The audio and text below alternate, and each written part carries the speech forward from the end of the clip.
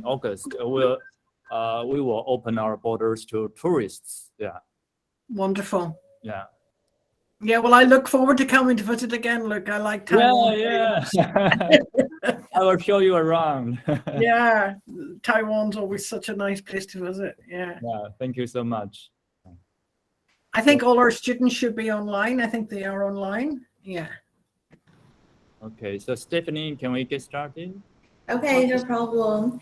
All right, so for students online and Miss Henwood, it's a pleasure to have you here. Today is our second meeting with students from Rosehill High School, Rosehill College. And today's meeting is going to be as follows. So can everyone see my screen right now? Yes. Okay, good. Today's topic is that we are going to cover 3 topics. The first one is cultural phenomena from both sides. We have picked 2 specific phenomena that our students observe in Taiwan, and we really like to share with you. And then we'll move on to festivals. There are some particular festivals we would like to share, and in this part, our students make some storybooks to share with you. And the last one is school projects.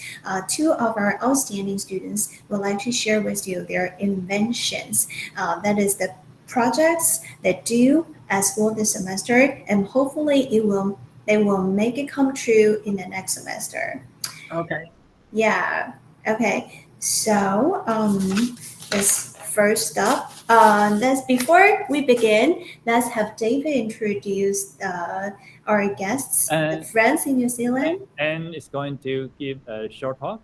Oh yeah, I'm sorry. That's all right. That's okay. Oh, I'm sorry. So please give us your talk. Hi everyone, and thank you so much for taking the time to meet with us here at Rosehill College today. Rosehill College is a high school in Auckland. We currently have 1,600 students.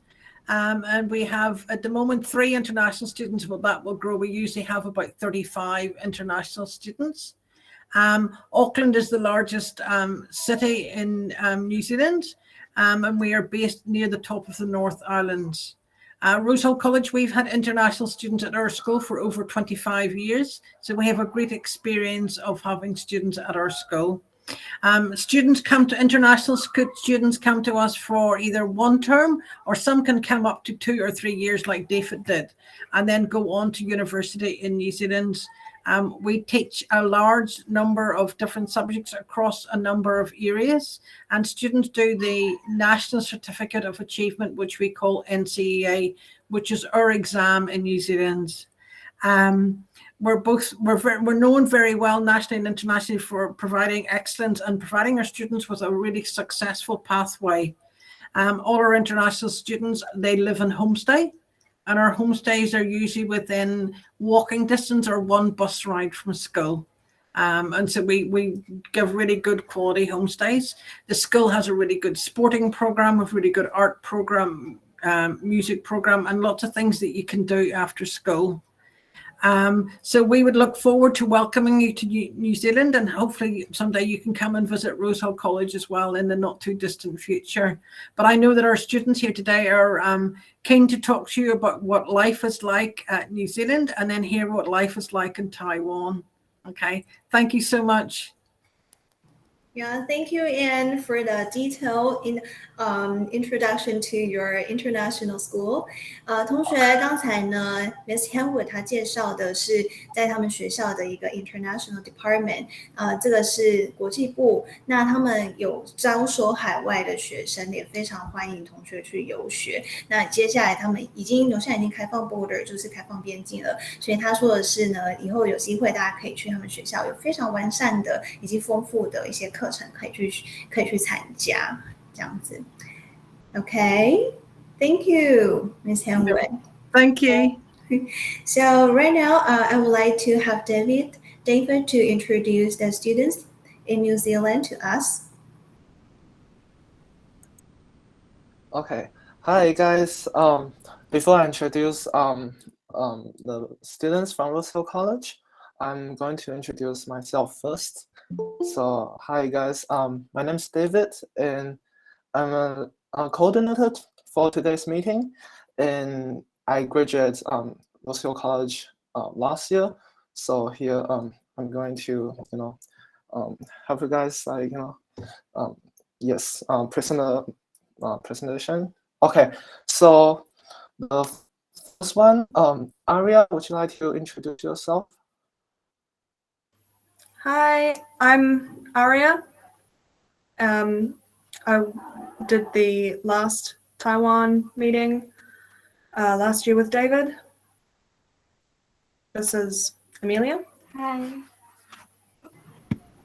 Hello, Aria and Amelia. Thank you for coming today. Okay, and then Eucharist here.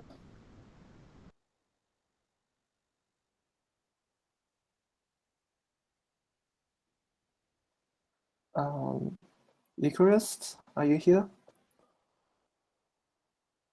Oh, can you guys hear me? Oh yeah, we can hear you. Okay, my name's Eucharist. You guys can just call me Yuki for short to make it easier for you. I'm one of the student leaders at Rosehill College. It's nice to meet you. And then Imogen. Hello, my name is Imogen. I'm not originally from New Zealand, but I've had a really good experience here. Hi Imogen. Matt, are you here? Yep. Hey everyone. So my name's Matt. I'm a year 13 student at Rosehill College, born and raised in New Zealand. It's really good to see you all. Okay. Yeah, I think that's all the students we have. Okay, thank you. Thank you all for joining us today. We hope we have a great time. So the first topic we are going to talk about is that our students like to share Taiwanese superstitions with you guys. So let's have our group one to share with us. They made a storybook. Let's have them introduce them first.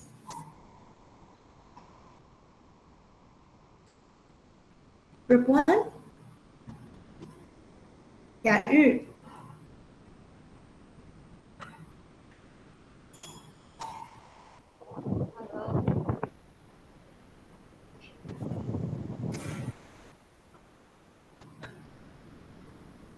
I think they are a little bit shy. Yayu, are you okay? Okay. Hello everyone. We are one. My name is Yayu.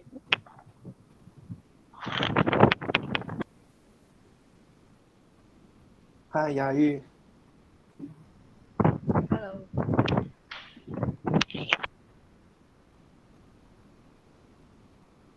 Okay, who is next? Hello everyone. My name is Jingyun. Hi, Jingyun. Next one? Hello everyone, my name is Meihao. Nice to meet you. Hello everyone, my name is Hongfei.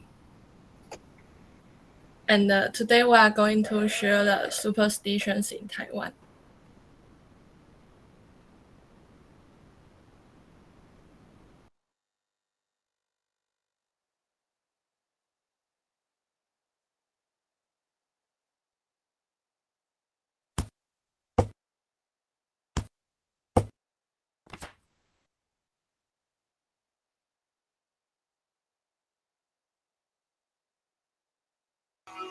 Contents: Orange.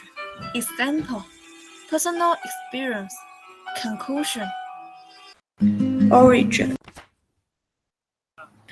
How come Taiwan has so many superstitions? There are three factors of it.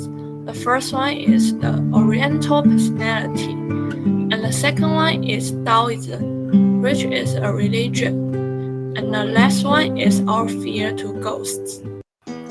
In Eastern countries, people lack confidence. Therefore, in order to eliminate misgiving and soothe anxiety, we usually rely on the religion. especially the prevalence of fearing ghosts. Our superstitions have a lot to do with ghosts and supernatural beings. Example. Good example. Pear apple, red underwear, worship, god of love like Cupid, the goddess of childbirth. If you peel the apple and the apple peel is not cut off at midnight, you will see your husband in the mirror. Wearing red underwear when playing mahjong could bring luck. Bad example. Cut nail at night. Put up umbrella indoors. Can't point the moon. Children who hold umbrellas at home couldn't grow. Besides, lonely ghosts wandering outside will have the opportunities to hide under umbrella and enter the family. If someone cuts nails at night, when his parents' time comes, he can't see them for the last time. Personal experience, true story. A dozen years ago, when I was a child, I pointed the moon at night, but nothing happened. However, when I woke up next day, I felt my ear hurt. I found a small wound on my ear. At that time, it reminded me of the story my mom told me.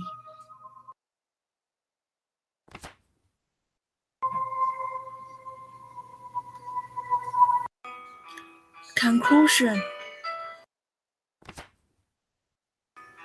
When it comes to superstitions, you the better trust it than doubt it.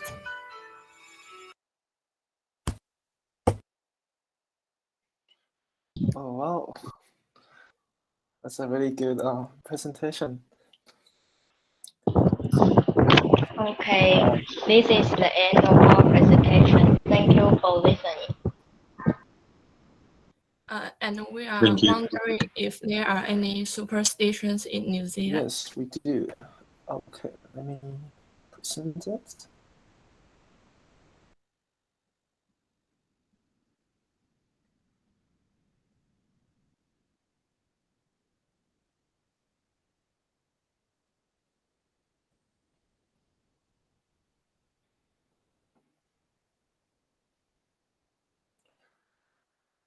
Okay, can you guys see the presentation? Yes. Oh, okay. So the first the superstition we are going to talk about is Friday 13th, and can Aria talk about what this superstition is, please? Okay, so Friday the 13th is considered an unlucky day in Western superstition. The unlucky nature of the number 13 originated with a Norse myth about 12 gods having a dinner party in Valhalla.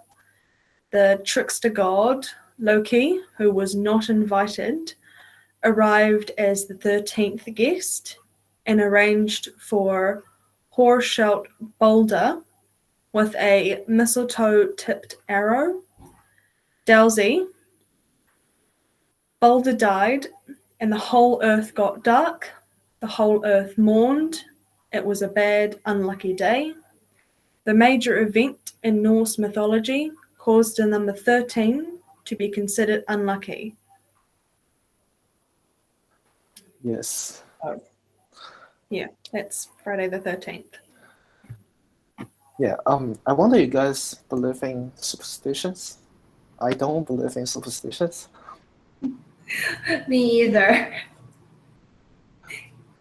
Yes. But in Taiwan, I think the cutting the nails part is partly true because I think most parents will tell their children not to cut their nails at night. But the tricky part is that we can only do that at night. Otherwise, we need to go to school at daytime. So there is no other time we can do this. So I think this is pretty old superstition, but sometimes superstitions can be a fun topic to talk about. Okay, I'm wondering if Matt believe in Friday the 13th.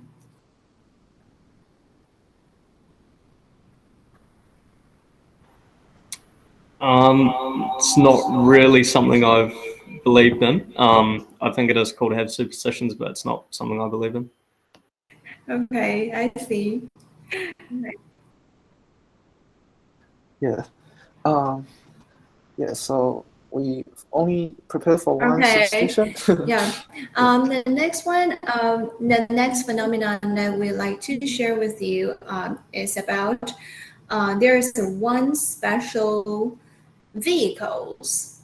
I believe that's only in Taiwan. Is that I'm not sure if New Zealand has it or not. So let's have our group 2 to share with you our special phenomenon that is scooter waterfall.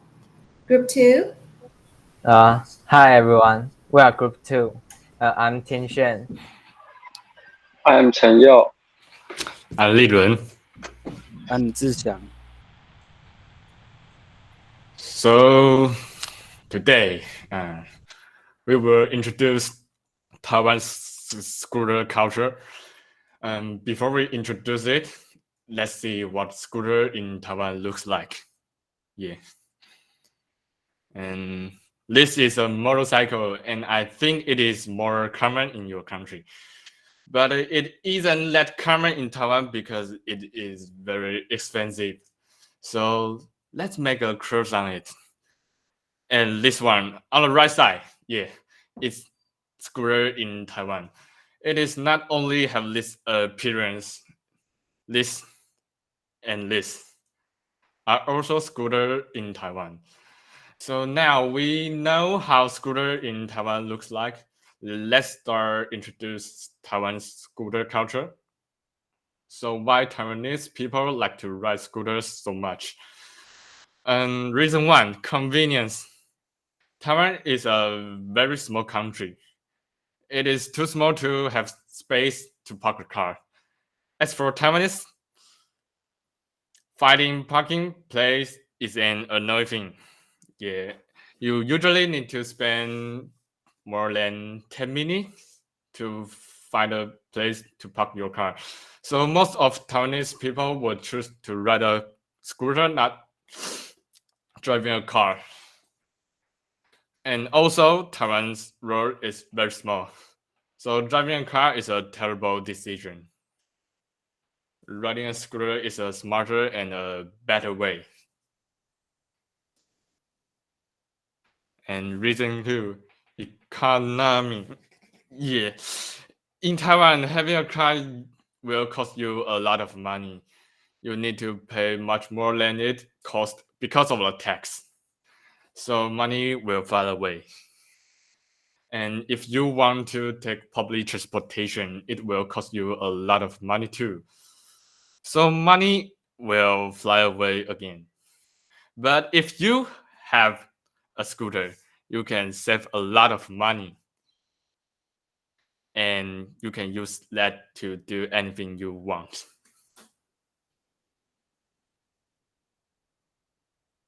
So this chart, it's about car amount per 1,000 people. And you can clearly see Taiwan is way more lower than many countries.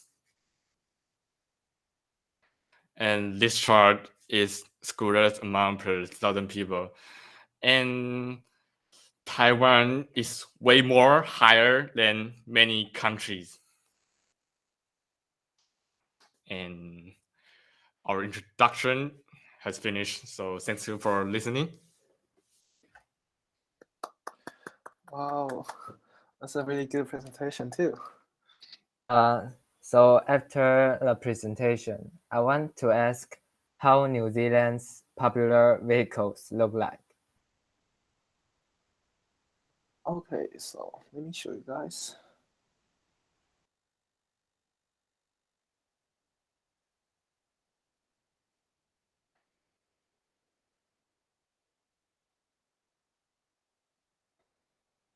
Okay, so vehicles in New Zealand. Can we please have Yuki to talk about this? Okay. So in New Zealand, you'll see that we drive on the left side of the road. I think in Taiwan, you drive on the right side. So in New Zealand, it's full of cars. We don't really use scooters that much. And the cars we usually use are Toyota, Mitsubishi, and other brands like Kia. So those cars, since our roads are sometimes very bumpy and lots of hills, we use like big cars to get around to places. And there's lots of farm area, so you'll see lots of cows and sheep when you're on the road. And yeah, it's just very rural sometimes in some areas, and the cars we use are very big. But you'll see some small cars there. You'll see some bikes also, but cars is the main transportation we mostly use. Yeah. Thank you, Yuki. Yeah. I'm now living in a city, and in a city, people like normally don't drive cars as much as like other regions, because like it's the same as Taiwan. Like it's like really crowded, and it's really hard to find parking lots as well. Yeah. So that's about the cars. And then we have biking. So can I please have Alia to talk about this?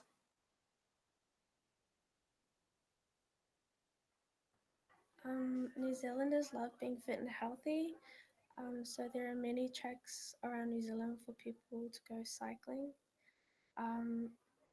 Friends and family meet up on the weekends to go cycling together, so it's a great way to bond as well. There are also traffic lanes that are made especially for cycling on the roads. Yeah. So Kiwi people love biking. Do you guys love biking? Yuki and Alia and people? Oh, I'm not really a bike person. I like going for walks, but if I want to go there, I usually just go in the car. Oh, okay.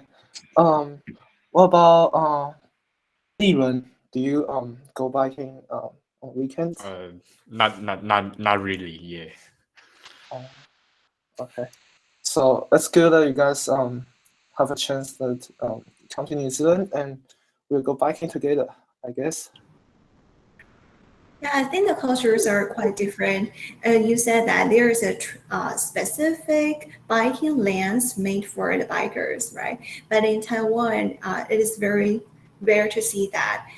Usually, we have very narrow lane in the city for bikers, but in rural areas, it is not. It is somehow poorly made for the bikers to ride a bicycle. So bikers need to ride their bike in with scooters and cars. They are in the same lane, so it's pretty dangerous. I think that's why biking in Taiwan is not as popular as in New Zealand. Yeah. Yes. Okay. Okay, and the next one is public transportation, and I'm going to talk about this. So, as an international student, I can't, drive a car. I mean, I could, but I haven't got my license yet. And it'll be more convenient for me to take public transportation. So 3 things about Auckland transportation. The first one, they are not really reliable because that was late and sometimes it's even canceled. Like you're going home at 6, but the bus is canceled to wait another, or you have to walk home. So that's pretty lame. So and the second one is they're pretty expensive. If you don't use your the student affiliation, then they're going to be really expensive. But if you are children under 13, you can get free rides on the weekends. So that's the transportation in Auckland. I think it's pretty interesting. You said that the buses or the train might not be as punctual as you expected. Punctual, 准时的. But in Taiwan, everything you write on the timetable must be practiced well. I think it's pretty much like Japan and some Eastern cultures that people expect public transportation to be on time and punctual. So I think it's very interesting because from what I heard in England, it might be the same thing somehow. I'm not quite sure. Yeah, they should be more punctual. As they charge lots of money. Yes, and that's about the vehicles in New Zealand. For us, yeah. All right, so next one, we are going to talk about Taiwanese festival, and we'll have Group 3 to share with us their storybook. Group 3, please say hi to our friends. Hi everyone, my name is Youyi. We are Group 3. Hey guys, I'm Dianqi. I'm Danny. Hi, I'm Chen Zhe.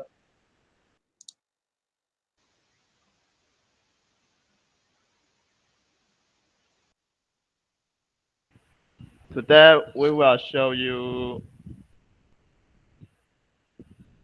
a festival in Taiwan.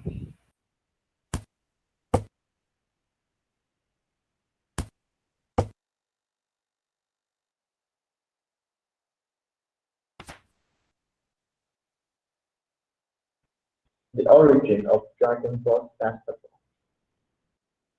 Yuan was the patriotic prince in the state of Chu during the Warring State period, and he was the best advisor in the kingdom of Chu.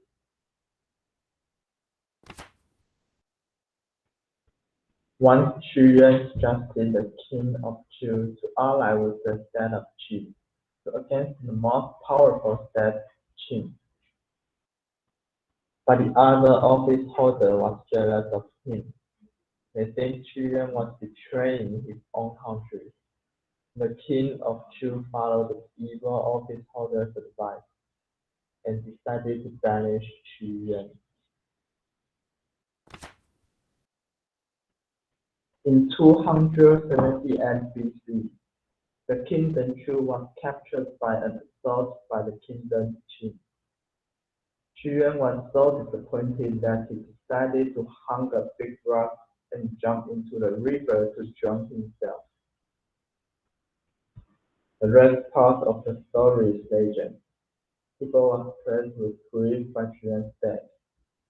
They threw stones into the river to protect Yuan's body from getting eaten by fish. And one old instrument conductor poured real guard wine into the river to poison the monster and protect Yuan. Dragon Ball Festival is a traditional festival in Taiwan, and it's on the 5th day of the 5th month on the Chinese lunar calendar, which is the day Yuan drowned himself. People would eat rice dumplings, aka dongzi, and watch traditional Dragon Ball racing on that day. People would balance eggs to get a good luck. Like this.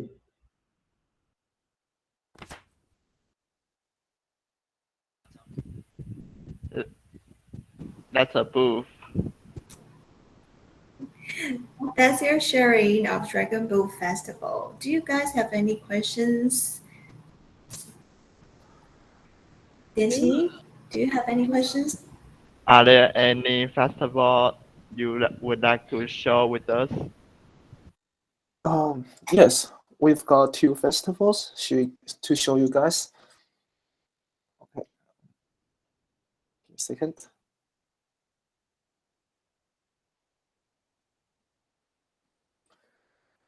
So the festivals in New Zealand.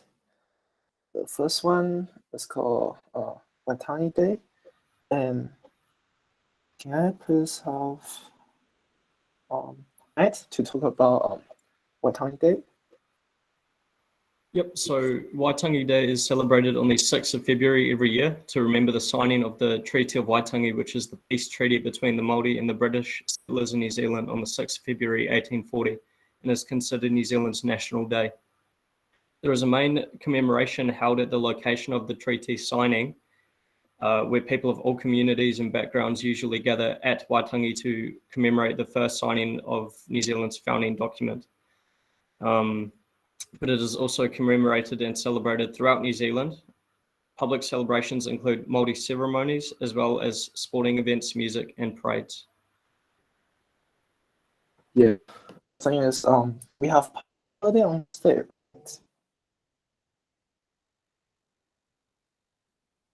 I think so. Yes. So yeah. So we don't have to go to school on Waitangi Day. And also, this is what do people do in Waitangi Day. Can I please have Imogen to talk about what people do or what you do on Waitangi Day? So on the Waitangi Day, a lot of people have like the Māori, they have festivals that will come together to celebrate it because it's really part of their culture, and so they really find it important. So they will come together and celebrate it. And there's also like sports events and all sorts of other festivals and stuff that people hold to like celebrate this day. But there's a lot of people that also don't like this day because there was some problems with the treaties back in the day where because there were two treaties, one for the Māori and one for the English, and those two treaties, they had different information on them, so there were a lot of miscommunication of the two treaties, so there's a lot of people that also dislike this day. 好，同学老师来翻译一下 ，Let me translate this part for my students。刚才呢 ，Imogen 他讲的是说 Waitangi Day， 刚才老师有介绍说那个是他们签署一个条约，说纽西兰现在是属于英国的。但是当时呢，这个有两份条约，一个是毛利文，一个是英文。那在翻译的过程中有一些误会，所以现在造成就是有些毛利人其实他们并不同意当时签的这个条约，所以就有些人并不喜欢这个节日，因为这个节日 meant to be celebrate， 但是他们觉得他们其实受害的，所以就还是有一些争议这样子。So the picture here, the long boat is it like a boat racing ceremony? Boat racing, just like the Dragon Boat Festival here in Taiwan? I think so. Like they're pretty similar. It's called a waka. Waka. Waka. So those wakas there, they used to like boat race, and you'll see the competition's called a waka ama. So you'll see them race on the like riverbanks, or even sometimes in the ocean. Yeah, they'll race each other in those boats, like shaped like that. So it also takes teamwork to race the long boat. Yeah, yes, it does. Because there can be as many as maybe 15 in the waka, and they're all rowing at the same time. Okay, pretty much like what we do on Dragon Boat Festival. Yeah. Okay, so next one, let's have our students to share another festival in Taiwan. It is called Twin Sweeping Day. Let's have group 4. Say hi to everyone, group 4. Hi, my name is Dov.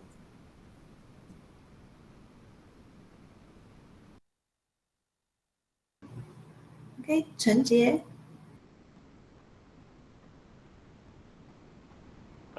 Hi everyone, I am Chen Jie.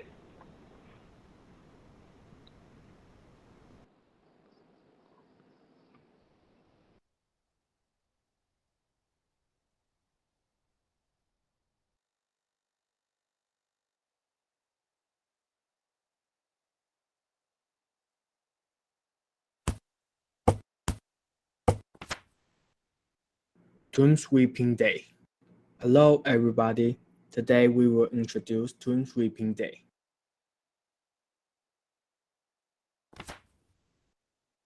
Origin. The festival originated from a ritual called sacrificial sacrifice by the ancient upper-class rulers.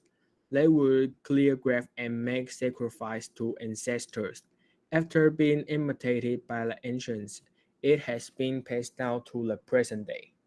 The customs of Tomb Sweeping Day: burn just paper, burn incense, papaya Taiwanese spring roll, worship ancestors.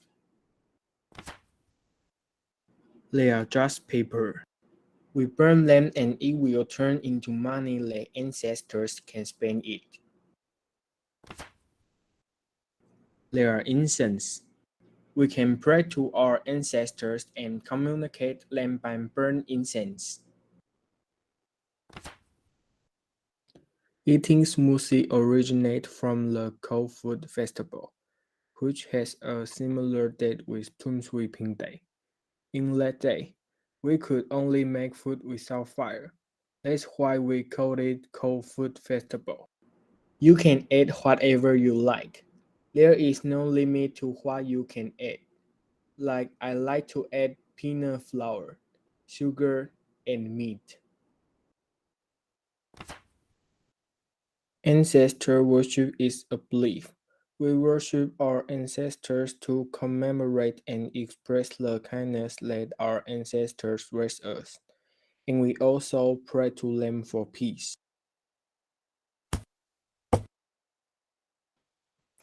Oh, interesting. Yeah, that happens in April, right? Yes. Yeah. So that's like around my birthday. So when people are commemorate the ancestor, and it's also my birthday, so we celebrate it. Oh, really? Oh, okay. That's very special. Yeah. Yeah. I think I made a mistake on the group member earlier. This is supposed to be Junyou's group. So Junyou, do you have any questions for our friends? Junyou, are you there? No? Okay. I think I'll ask the questions for them.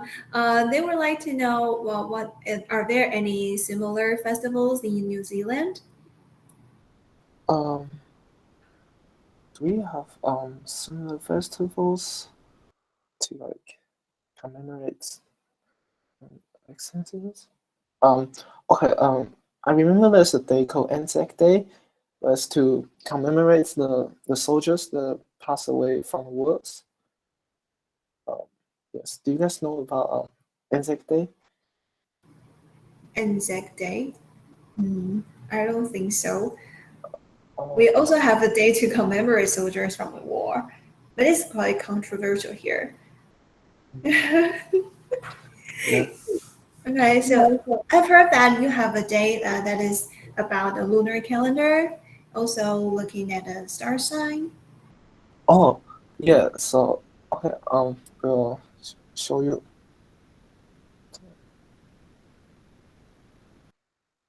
Okay. So the next festival we are going to talk about is Matariki. I don't know if it's a festival. It's Maori New Year. And can I please have Amelia to talk about the Maori New Year? So Matariki is a star cluster that appears in the early morning sky in New Zealand during the midwinter months. The star cluster is well known throughout the world and at different times of the year can be seen around the globe. It's one of the brightest clusters in the sky, containing hundreds of member stars. The rise of Matariki signals the Lunar New Year. It is a time to acknowledge the year past, celebrate the present, and plan and prepare for the year ahead. The children of the Earth Mother Papatūānuku and the Sky Father, Ranganui, were divided over whether to separate them and bring light and life to the earth. Eventually, Tane Mahuta, the god of the forest, laid on his back and used his feet to force them apart. Yeah. Next one. This is what do people do in Matariki? So can I please have Yuki to talk about this? Okay. Just to make it clear, the Maori, they're the people of New Zealand, so the native people, just to make that clear. So what they do on Matariki, they use it as a celebration. It's usually used for family time, so you get to spend time with your family, tell stories, and sometimes there'll even be something called a hangi. So that is traditional Maori food, is when you cook food in the ground, and they have food such as like boil up and fried bread. And during those times, they like to sing and play music.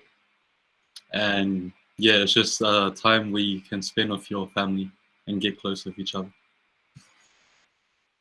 Okay, sounds interesting. We also have one festival that we value a lot. We can, it is a time for family to bond. That is called Moon Festival. Okay, so right now let's have another group to share Moon Festival. Okay, group 5, let's say hi. Yo Wei. Hi, my name is Yo.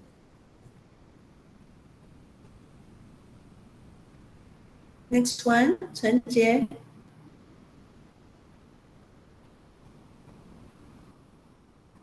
Hi everyone, I am Tunji. Hi everyone, I'm Yongliang.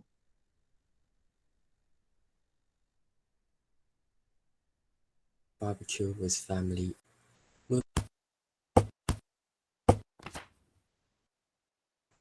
Moon Festival is an important festival in Taiwan. During the Moon Festival, we'll have a barbecue with family and friends. Everyone will eat pomelo after eating barbecue. Mooncakes are also a special snack during the Moon Festival. Now, we are going to tell a story of this festival. In the early days, there were 10 suns in the sky, and they took turns to shine on the earth, bringing light and heat to all things on the earth. But one day, they felt bored, so they decided to go up to the sky together, like 10 fireballs. They burned many animals and plants on the earth, leaving the people to live a poor life. At this time, a man named Hou-Yi, he was a sharpshooter, decided to come out to rescue the people.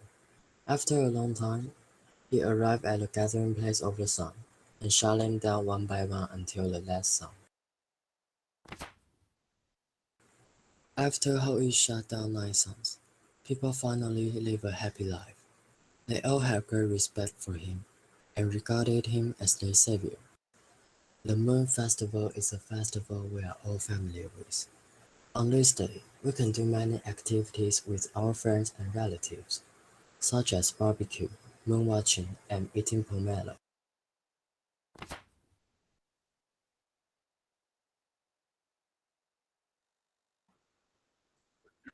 So that is all about Moon Festival. There is something our teacher will like show you.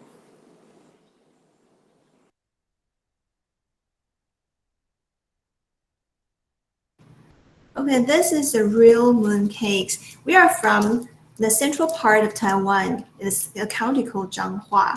And Zhanghua is very famous for the moon cakes. And this is how it really looks like. We have the red bean mash, and then in the center, there is a salted egg yolk. It is yummy, but this one's going to expire, so I'm not gonna eat it. But it is still very yummy. Okay, so this is our special food, special snack. All right, So the last part of this meeting is that we are going to invite two of our students to share with you their invention. They have put a lot of efforts to their presentation and to their proposal, their idea. Let's see what they have got. So let's invite Zhixiang to share with us. Oh, hi. My name is Zhixiang, and you can tell me Charles, and it is more easy way to call my name. And today I'm going to introduce my invention, so please wait a minute. So can you see my PowerPoint? Yes, we can. Okay. Hello everyone, I'm Xiang, and today I'm going to introduce my invention, and it's a personal, and I'm going to make it in my senior year. And my invention is X-Door Bots. I want to make a robot that can work in a convenience store. Okay, then this is my content. First one, I will introduce my motivation, why I want to make this invention. And then I will introduce this project's improvement.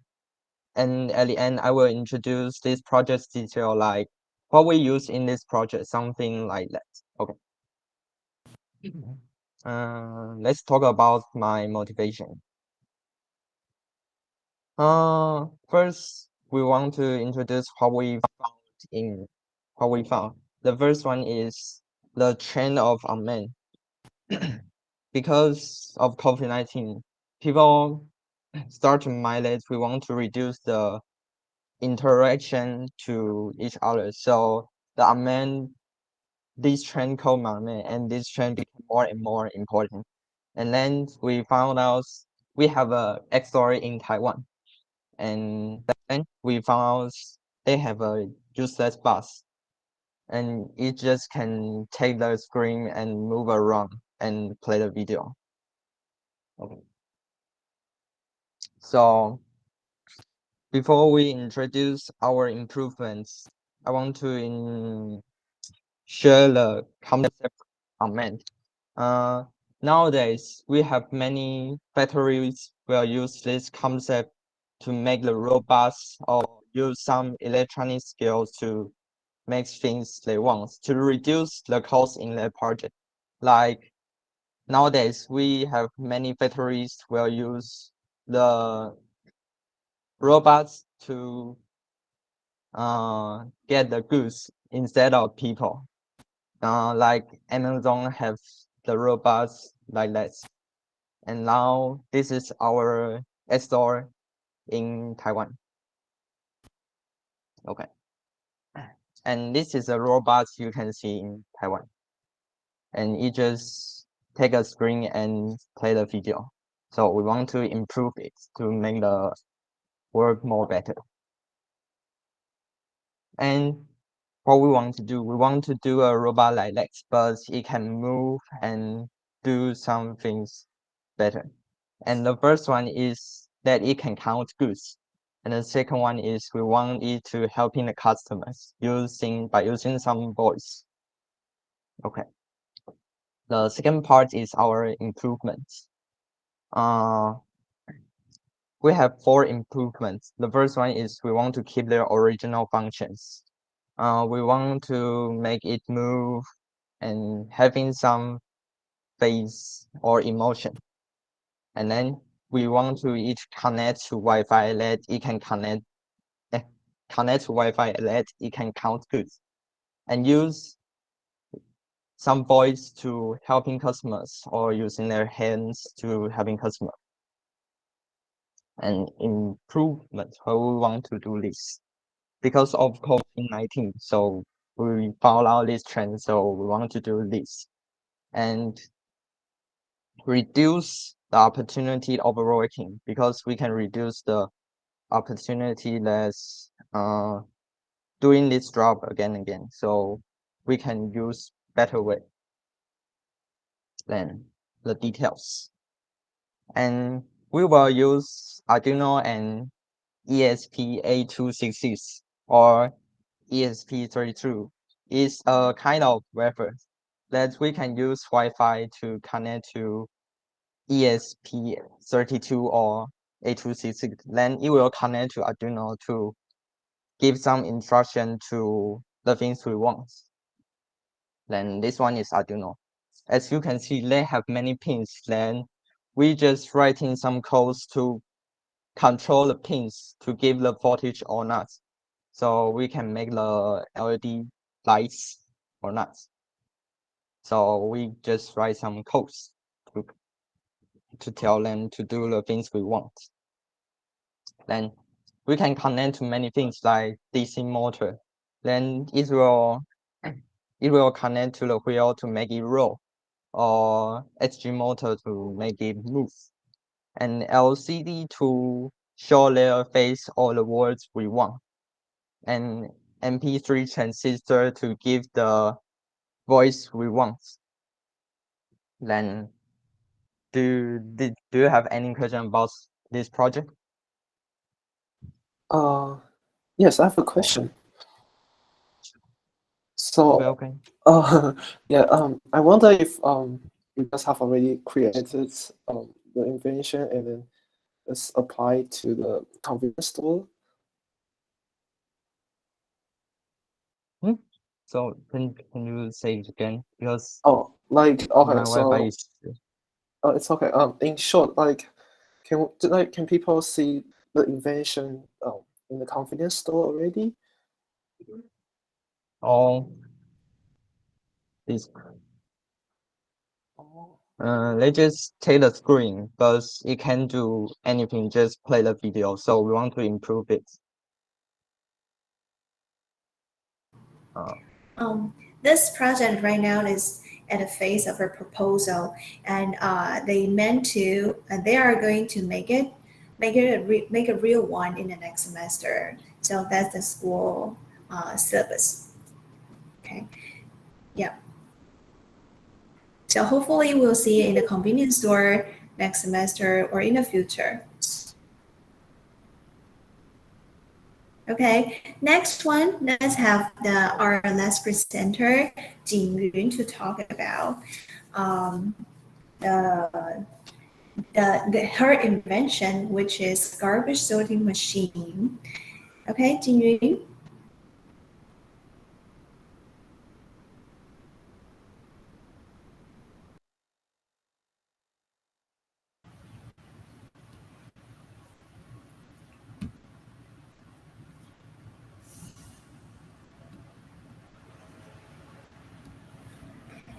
Hello everyone, I'm Jin Yun. Today I will show you my theme project, the garbage sorting machine. In this project, I divided them into 4 parts. I am going to start with the origin, then I will talk about system design. The next one is expected result, and finally is my conclusion. In the first paragraph, I will illustrate the reason why I chose this theme for my project. First, I observed that many schools in Taiwan have a snake bar. They sell a variety of snakes, where students can go there to buy snacks after class. Then, I found that after having the snakes, students generate more trash. Over the whole day, each class has accumulated a very large amount of cookie wrap and litter of beverage cans, and most of them are not sorted. So I'm going to make a machine to help us sort garbage. And the picture on the left is my hand-drawn picture about the appearance of the project. Now I'm going to introduce the second part. In general case, the general garbage is more than recyclable garbage, so I put the general garbage into a separate area specially. Now let's take a look at how this machine works. This is the part of recyclable garbage. First is detecting objects. In order to make it easier for everyone to understand what I am talking about, I will display my drawing while explaining it. A photo resistor will be placed at the bottom of the car. It will detect whether there is an object there. It will be there. And then we'll start to identify which type of garbage the object is. This one is the land. We use the computer database to search to achieve the most accurate analysis. The result will be sent to the computer program. Then the motor will be started and the program we wrote will decide which trash can to move to. And the car will start to move. After the car at the target position, the photo resistor on the trash lid will be covered. At this time, the lid of the trash can and the lid of the car will be open. Then the garbage can enter the bucket smoothly.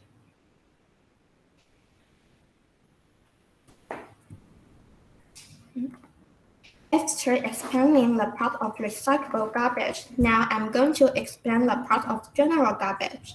The first few steps of general garbage are the same as the last page. The difference is only in the following step here. If the computer detects that the object text belongs to the recyclable garbage, then the buzzer and LED will send an alarm to remind users the garbage are placed in the wrong area.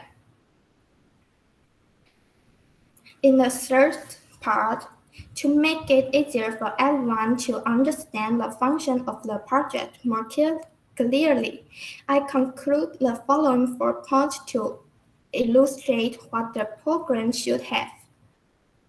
The first is the detection of objects. As I mentioned above, the photoresistor on the card will continuously detect whether there is an object in the test area. Next, the photoresistor on the trash can lid is to recognize whether the car has reached the above of the trash can, so as to control the opening of the trash can lid. The next is land. We expected that it can identify the type of garbage correctly to control the moving position of the car, so as to achieve the goal of sorting garbage accurately. The third and fourth points are that if the garbage does not conform to the type, the buzzer and LED will sound to remind users that garbage is placed in the wrong area. If the garbage conforms to the type, the lid of the bucket can be opened and the garbage can enter the bucket smoothly. And the end is the summary I made for the project. As the amount of garbage keeps rising every year, more and more garbage with incorrect classification will appear. Incorrect classification will not only cause environmental pollution during combustion, but also affect the global environment. The purpose of our project is to reduce this from happening. We also hope to contribute to the society through our small change. This is end of my presentation, and thank you for your attention. Thank you, Jingyun and Zhixiao, for their detailed sharing of their invention. I hope one day we can put this into use, and then we will save a lot of human resources at our school and also in a recycling area. Okay, that might do our environment good too. Right, so thank you all for today's participation. Thank you, Ms. Henwood and friends in New Zealand. Hopefully we can meet someday. And guys, David is coming to Taiwan in the mid of June, and hopefully we can meet him at school.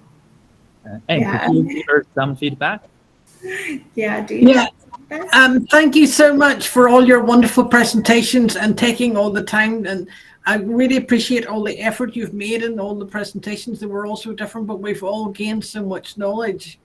Thank you so much. That was really, really interesting. Thank you, Ian, for your sharing and your comments. And guys, I want to say that you have done an amazing job this time, and I can tell you have made a lot of efforts and you have grown so much. I'm really proud of you. And hopefully we will have this kind of meeting someday in the future. Okay? Yeah. Thank you, David. Thank you, Ji Xiang 老师. Thank you, Anne. And thank you, all the friends in New Zealand. All right. Yeah. Thank you so much. Thank Stephanie. you. Thank you, students. Thank you. Thank you. Bye-bye. Bye-bye. Bye-bye. Goodbye. Bye-bye. Bye-bye. Bye-bye. Bye-bye.